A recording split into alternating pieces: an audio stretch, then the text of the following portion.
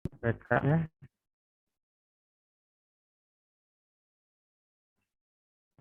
Bismillahirrahmanirrahim. Assalamualaikum warahmatullahi wabarakatuh. Bisa kedengaran suara?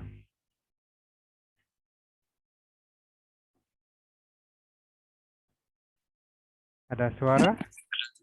Ada Pak. Oh, Alhamdulillah. Alhamdulillah. Amin. Allahumma sholli wa sallim wa barik ala Muhammad wa ala alihi wasallam. Jadi kita kembali kuliah masih di bulan Ramadan ini 10 akhir Ramadan. Ya, mudah-mudahan diberikan kesehatan selalu, umur yang panjang sehingga bisa mengisi Ramadan. Khususnya Muslim ya yang berpuasa. Ini akhir-akhir ibadah di bulan Ramadan. Jadi untuk ibadah ya sebaiknya dipacu. Ini akhir, kalau lomba itu biasanya akhir-akhir. Nah itu tambah kecepatan supaya bisa duluan. Siapa duluan dia menang. Jadi kecepatannya ditambah.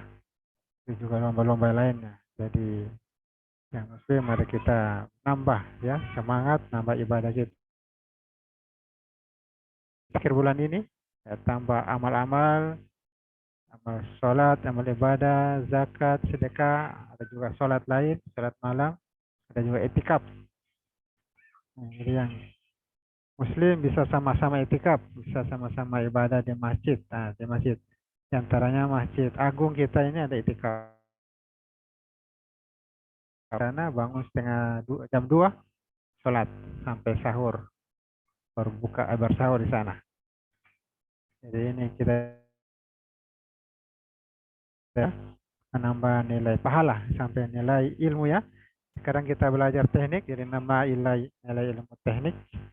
Jadi jangan lupa juga ilmu agama karena ini linear dengan ilmu agama. Sebab hukumnya wajib dipelajari, fardu ain. Sampai ilmu teknik dipelajari itu fardu kifayah. Nah, fardu ain juga ilmu agama wajib kita pelajari. Ya, tidak gelisah hidup karena teknik hanya mampu menyelesaikan dunia, tapi tidak mampu menyelesaikan masalah hati, masalah jiwa. Jadi kita perlu agama agar kita bisa tenang hidup di dunia dan di akhirat nanti juga mendapatkan balasan yang baik di surga. Amin. Nah, untuk itu kita sekarang masuk kuliah irigasi. Nah, sekarang selesai evaluasi tengah semester, kita masuk ke kuliah yang ke-9 ya. Kuliah pertama setelah evaluasi tengah semester. Setelah ujian pekan lalu, sekarang kita masuk materi lagi. Nah, ke ini kita akan membahas tugas besar. Ya, tugas besar ini ada filenya di Classroom, bisa dibuka perkuliahan 9. Akan ada pembahasan tugas besar. Jadi seperti pembahasan sebelumnya sudah dibahas tentang perencanaan irigasi. Jadi yang pertama itu kalau merencanakan irigasi tentunya dibuat peta menggunakan peta kontur. Ada lihat ini bisa kelihatan peta konturnya. Ada peta kontur ini. Amira, lihat siapa di bawah itu? Lihat, kalau ada yang cari Abi bilang masih mengajar. Itu motor kalau bisa. Amira, lihat tekan di bawah siapa itu? Yusuf, lihat dulu. Umi mungkin itu datang Umi ya. Lihat dulu. Bilang aja masih mengajar. Sementara mengajar. Ada kelihatan ini? Peta kontur di materi ada? Terbaca? Terlihat? Ada. Ya, Alhamdulillah. Ini setelah ada peta, ya, disusun seperti ini tugas besarnya. Dibuat salurannya. Ini saluran. Ini ada sambungannya di sebelah ini. Ini setengah saja ini sempat saya foto. Ada sebelahnya juga.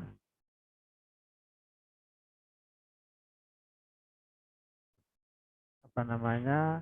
Cetak-cetak daripada irigasi.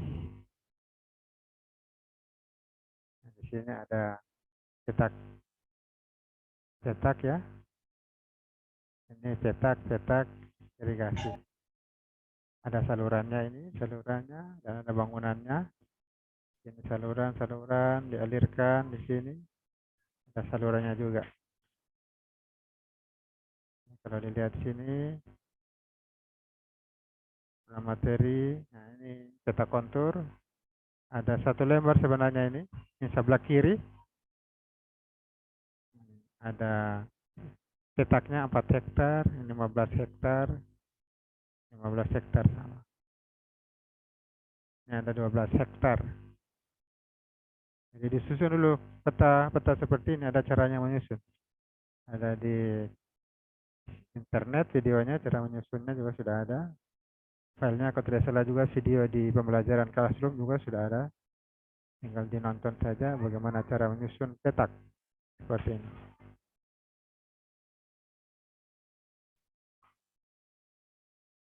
Sudah pulang? Oh ya. Dalam penyusunan tugas besar itu ada teori, ada 2 bab ya, teori dan bab kedua itu perhitungan. Ini teorinya bagaimana menjelaskan teori tentang irigasi. Ini tujuan perencanaannya untuk mengaliri area pertanian, khususnya persawahan, ya usahanya dengan merencanakan membuat saluran-saluran atau bangunan air. Tentunya dari saluran-saluran bangunan air. Tentunya ada saluran yang mengalir, ada saluran untuk air dibuang kalau kelebihan. Tujuan irigasi ini untuk menunjang sektor pertanian dalam segi kualitas dan produksi pertanian. Membasahi tanah agar tercapai kondisi tanah yang baik untuk pertumbuhan tanaman. Juga memupuk tanah melalui unsur yang diangkat oleh air. Meninggikan tanah, membersihkan tanah dari unsur-unsur yang merugikan tanaman. Menambah air, tanah, dan perikanan. Nah, metode drainasi, air yang berlebihan harus segera dibuang ya. Kalau kebanyakan, dibuang kembali ke sungai atau ke tempat pembuangan lainnya.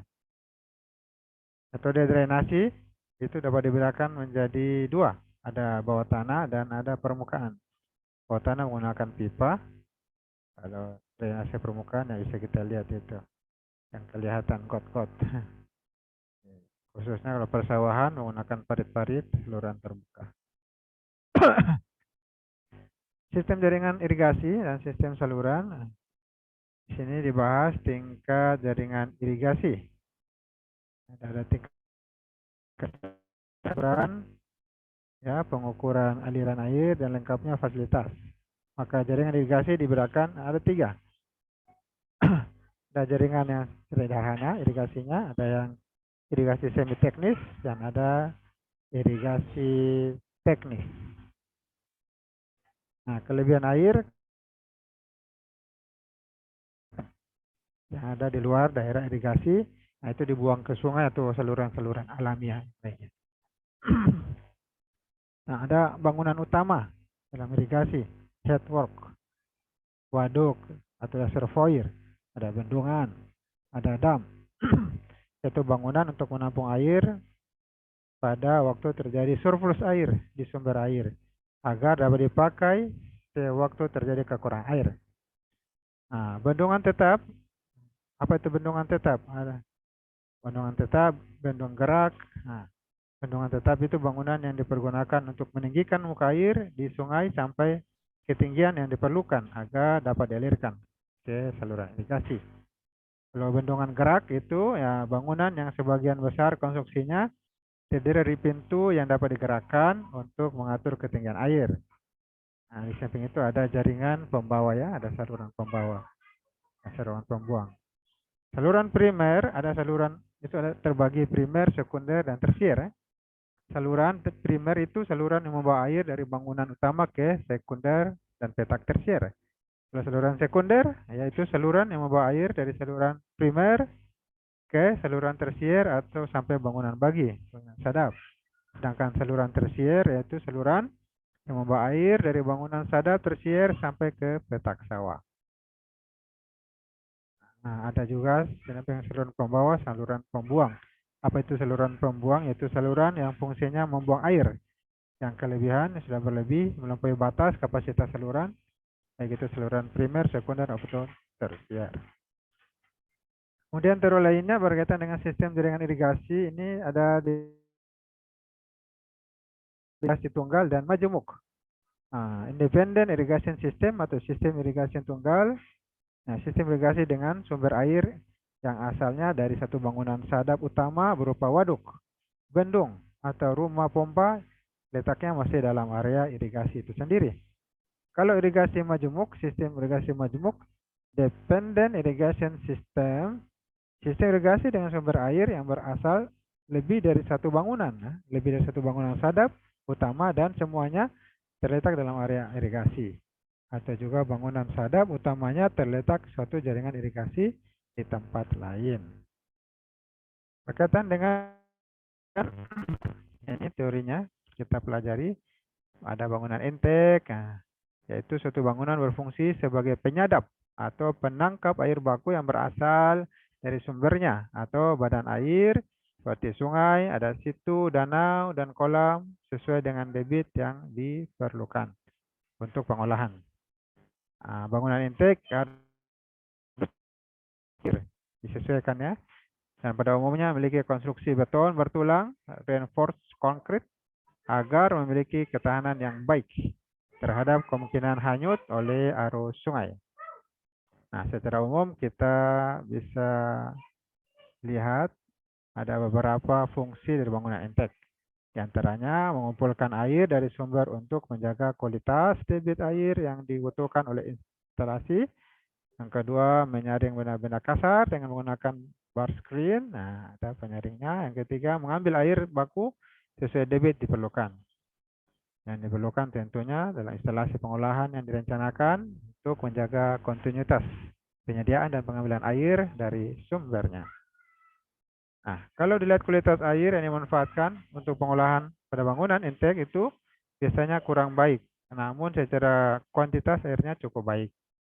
Nah, dalam menentukan titik pengambilan air dasarkan pada variasi kualitas air permukaan, di mana terdapat adanya variasi yang konstan, tidak berfluktuasi.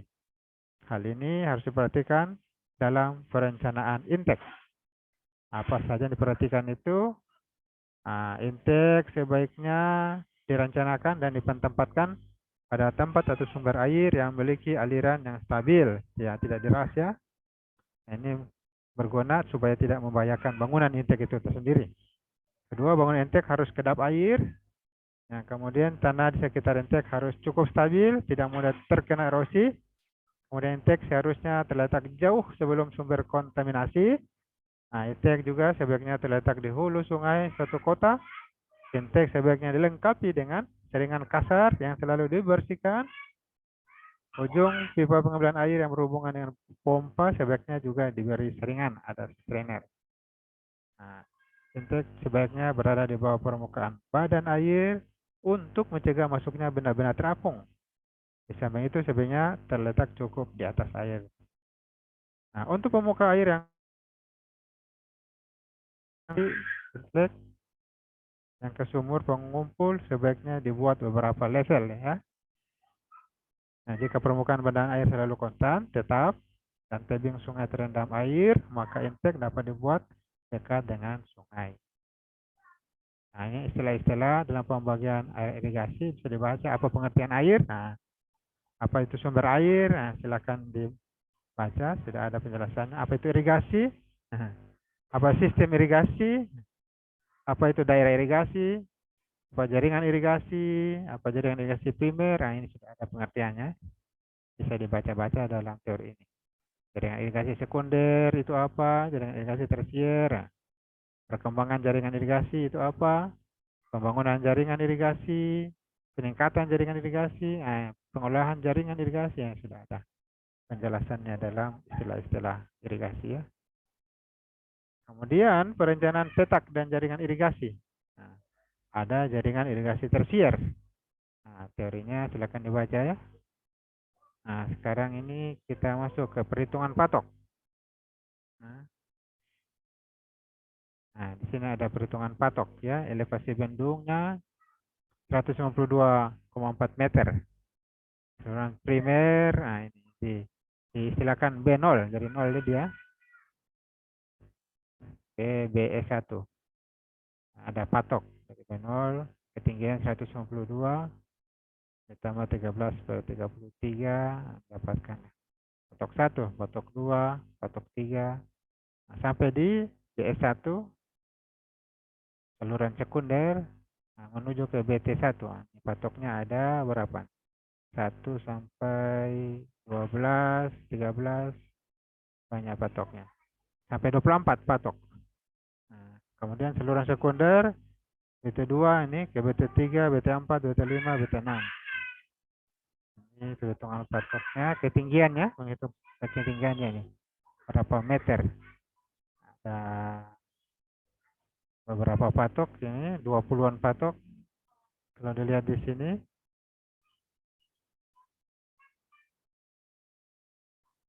nah, bukan semua 20-an, ya 30-an patok. Nah, banyak ya. Nah, beberapa saluran sekunder, ada 48 patok. Sampai ke sekunder BT1, nah, BT1 sampai BT2 ada beberapa patok lagi dibuat. Nah, ini patok 49 dan sampai patok 60. Nah, inilah didapat ketinggiannya masing-masing.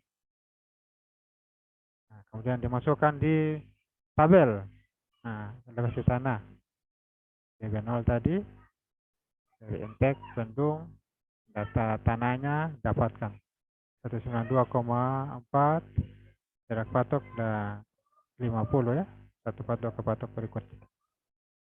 Ini datanya sudah masuk dalam tabel. Setelah masukkan dalam tabel, nah, lakukan perhitungan perencanaan saluran kuarter. Di sini datanya K30, M1, EPT 0,8, NFR 1,83. Nah, dihitunglah NFR dengan rumus X dibagi 810.000, dapatkanlah 15,81 mm per hari. Debit rencana ini dengan menggunakan rumus GSK dengan NFR kali APK per EPT kali 8,64, nah, dapat 68,63 liter per detik. Nah, ini panjang salurannya 500 meter, ya, 500 meter, ya, berarti setengah kilo ya, 500 meter. Elevasi muka airnya, ya, ada ini disingkat MA tadi rencana, MAUM, kemeringan, nah, rumus didapatkan data-datanya.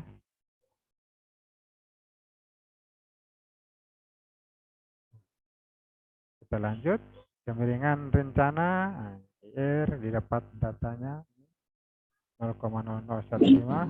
Pak terima dulu. Ada kedengaran ya? Dengar materinya? Hujan sekarang. Lebar dasar saluran berikutnya dihitung. Dapatkanlah 1,7.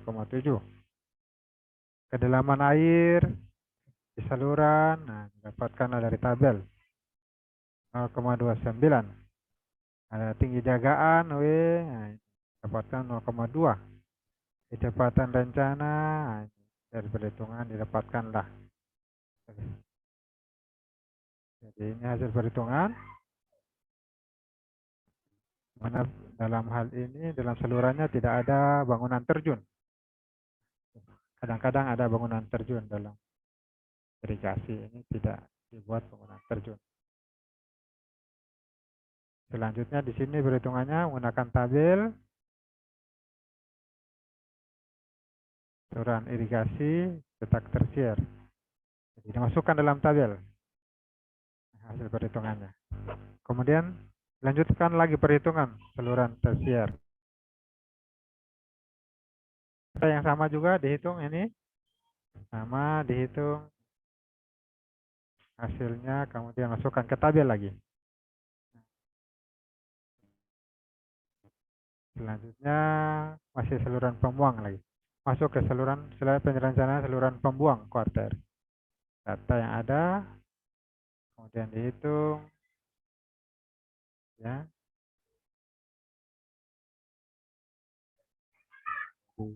Proses kita merencanakan bangunan irigasi.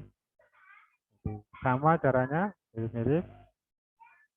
Setelah dihitung, didapatkanlah hasilnya, semuanya ditampilkan. Saluran pembuang. Kemudian saluran pembuang tersier. Jadi ada saluran pembuang kuarter, ada saluran pembuang tersier dalam contoh tugas besar ini. Dengan data A 30 hektar, DM 1,5 liter per detik hektar, L panjangnya 1 kilo, 1000 meter.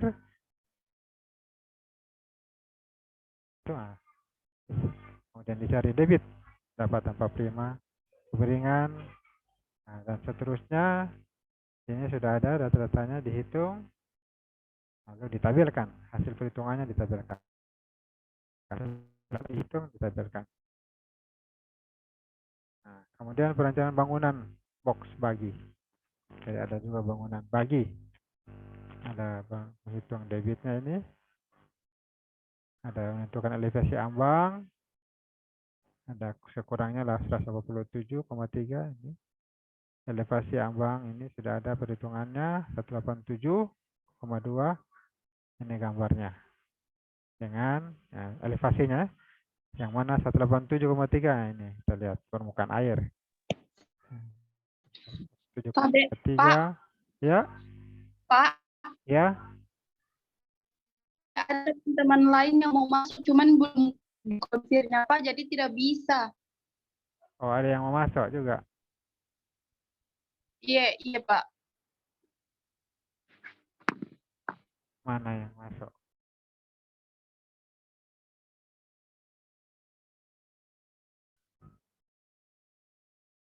Tidak muncul, belum muncul yang mau masuk lagi.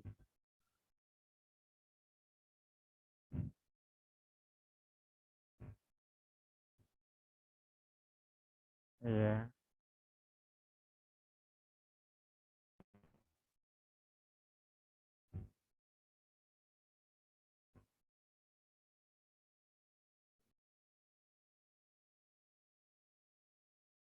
Yang masuk ini.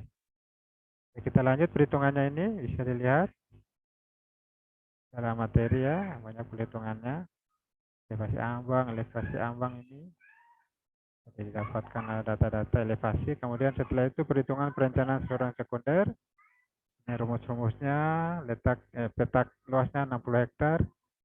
Kemudian dihitung nih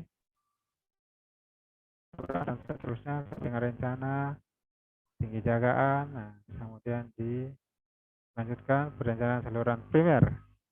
Hitung ini tahapan-tahapannya ya.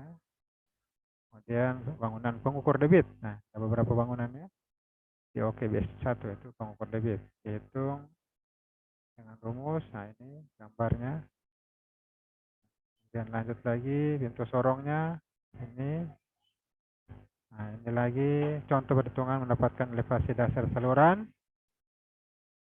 Ya. Setelah ini elevasi dasar salurannya ini dibuat tabel luas penampang, galian timbunan. Untuk galian timbunan.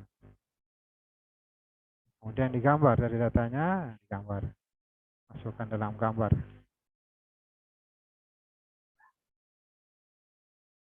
Ya, jadi materinya bisa dibaca di materi yang sudah ada ya, classroom.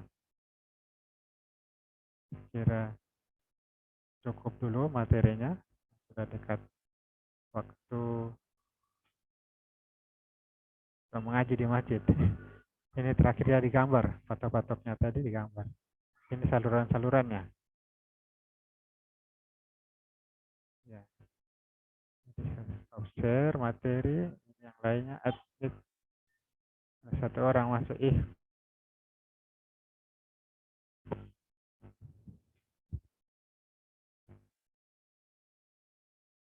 Ya, tadi materi bagaimana contoh suatu tugas besar dikerjakan yang mulai dari peta kontur ya disusun petanya, dibuat salurannya, timnya, dibuat peta sawah,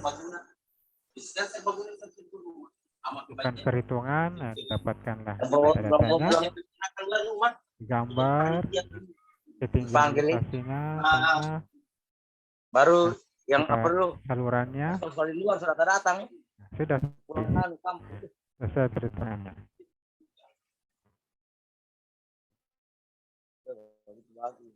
Ini contoh perhitungan Itu yang mana irigasi. anak yang ternyata diatur. Irigasi. Ya, ini memang banyak yang masuk ini, sebentar join. Akbar Wicaksono join. Tambang yang mau kembali atau mama. Iya. Ya, ada yang menambahkan atau bertanya? Kalau tidak, saya tanyakan bagaimana ini tugas besarnya sudah dikerjakan? Sebagian tugas besar Pak sudah dikerjakan, teman-teman lain sudah kerjakan, cuma yang lain belum Pak. Ya, bagus yang sudah kerja ya, supaya cepat selesai kuliahnya. Mudah-mudahan cepat selesai. Iya Pak. Ya. Ada yang bisa bantu share screen, fotokan ini share screen yang hadir sekarang ini. Kemudian diupload di Ya Pak, di sini ada 4 orang Pak, 5. Saya, Anggi, Ae, Aldo dengan Randy dan Patur itu Pak, sebagian tidak Pak, tidak diterima masuk di Zoom. Sudah saya klik-klik ini yang mau masuk nanti. Ada berapa orang masuk? Oh ya Pak, makasih sebelumnya ini Pak. Nah, sebelumnya sudah kalau sementara materi tidak bisa bait. Ini setelah materi ya baru terbuka lagi. Oh ya Pak. Kalau ada yang masuk ini lagi, ada yang mau masuk. Muhammad Ainul, saya klik. Muhammad Ainul, sipil. Masuk. Ganteng Ainul. Waktu kita tinggal beberapa menit akan mati. Ada yang bisa share screen di foto ini? Daftar hadir. Ada yang pakai HP bisa dia screen. Ayo screenshot ayo. Nah, ada yang bisa screenshot daftar hadirnya yang hadir? Ayo Pak bisa ayo Pak. Yap. Ronaldo juga bisa Pak Ronaldo. Ya silakan siapa yang bisa. Ronaldo monitor. Screen. Di foto apa namanya? Screenshot ya. Iya screenshot Pak. Ada yang masuk lagi nih. Akbar Wicaksono. Kan sudah masuk tadi deh nih. Di Septianingsih.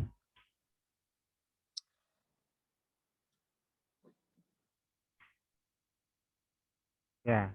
Silakan siapa yang mau screenshot. Yang bisa.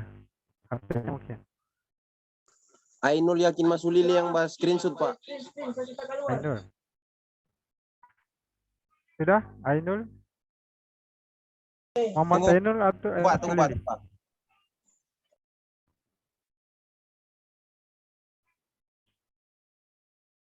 Kalau sudah dikirim di grup. Ya. Saya tutup dulu recording.